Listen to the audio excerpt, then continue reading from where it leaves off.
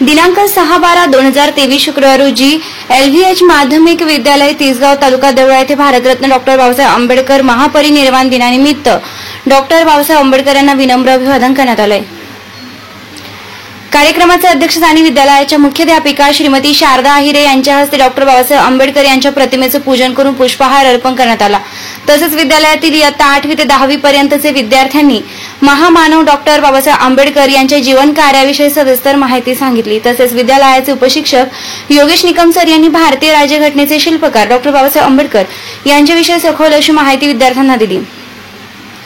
तसेच विद्यालयातील कार्यालयीन प्रमुख राजेंद्र जाधव यांनी डॉ. बाबासाहेब आंबेडकर यांच्या महापरिनिर्वाण दिनानिमित्त भारतीय राज्यघटनेत प्रत्येक माणसाला दिलेले अधिकार व भारतात केलेले विशेष अशी कामगिरीविषयी माहिती सांगितली।